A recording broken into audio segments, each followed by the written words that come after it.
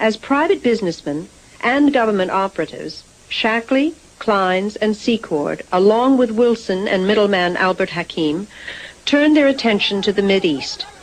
They supplied arms to Mideast governments while skimming off huge profits into hidden bank accounts around the world.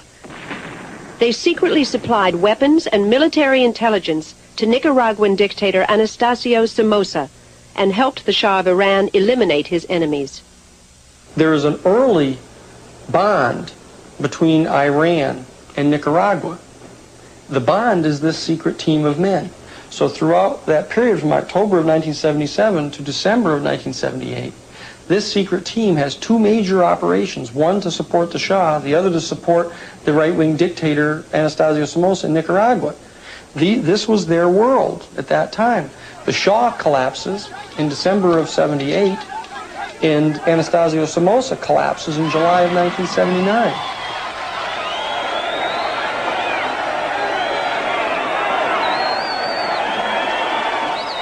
After the overthrow of Somoza, many of his former National Guardsmen fled to Honduras, where they were organized and trained by the CIA as a counter-revolutionary force to fight against the new government in Nicaragua. They began to create the Contras, to try to do the identical thing that was done by the supporters of Batista against the Cuban revolutionary government back in 1959. Not an indigenous force inside Nicaragua that had any support from any of the population in Nicaragua. It was a total artifice that was created by these men.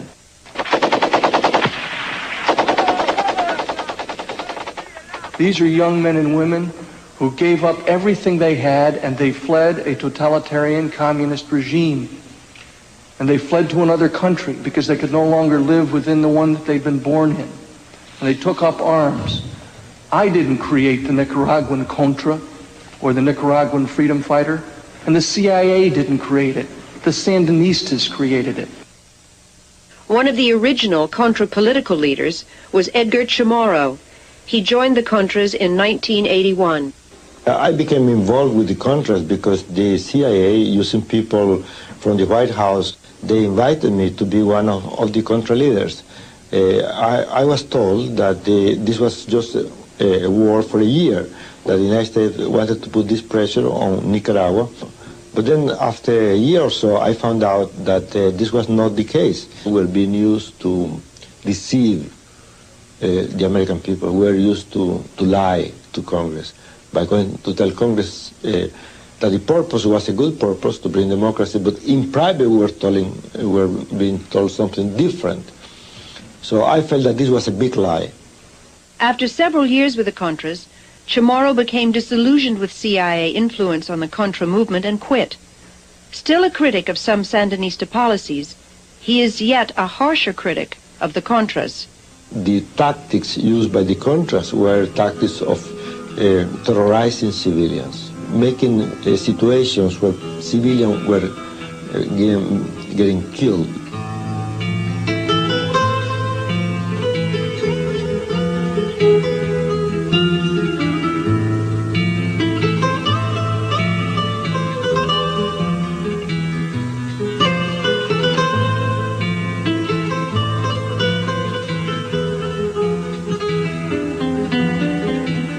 In Nicaragua, under President Reagan, they are in fact giving the Contras written instructions in violence and destabilization. The target is the people. The social and economic infrastructure is what you're hitting at. It's not a bloodbath. It's like you go into a village and you kill a few people to make your point. The purpose is to disseminate terror, traumatize the people. We're not killing Sandinistas in the capital. We're not blowing up their homes and terrorizing them. We're hitting at the people throughout the interior of the country.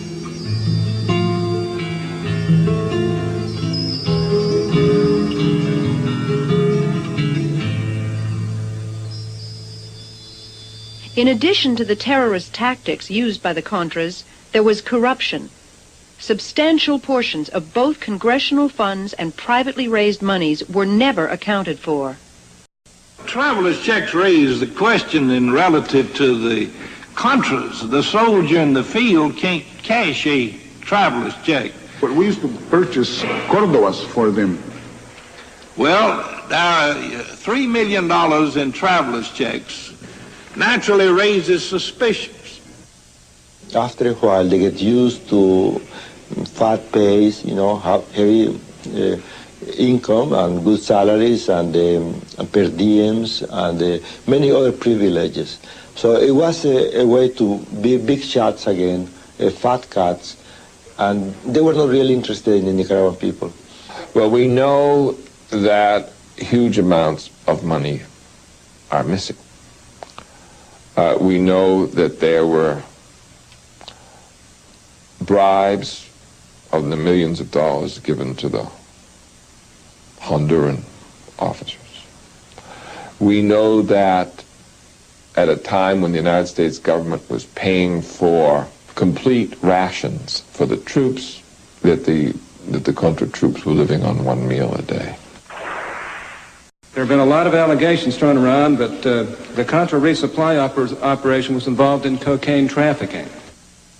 We found absolutely no evidence during my tenure at the NSC that any of the resistance leaders were themselves or their subordinates involved in drug running. Although there was enough evidence to warrant investigation into CIA drug trafficking, there was no serious interest on the part of committee members, and no first-hand witnesses were called. At one point, the hearings were disrupted by two observers who burst out in protest. The video will stand in recess.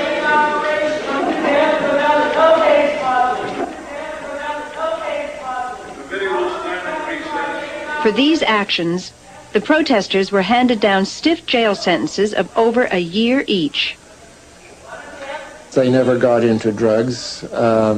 Even though it kept coming up in their face, they had got declassified a lot of memos from Robert Owen in which he was telling Oliver North that there were Contra leaders who were involved in the drug traffic. The only questions they allowed him this was to sort of smooth it over or to blame it on somebody else. A news program over the weekend suggested that Rob Owen, who testified earlier, was involved in drug smuggling.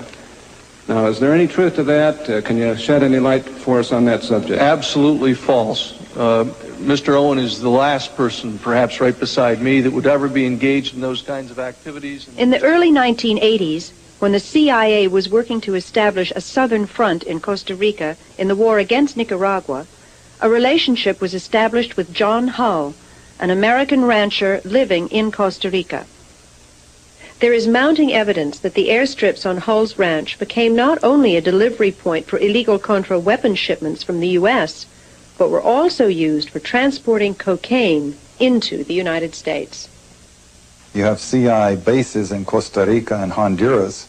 You have airplanes flying back and forth continuously, landing at bases in the United States where they don't have to go through regular customs, with the CI escorting the people in and out in a certain laissez-faire in the attitude at best of the customs, if there is, any customs representation there. So it's a dream situation for drug smugglers.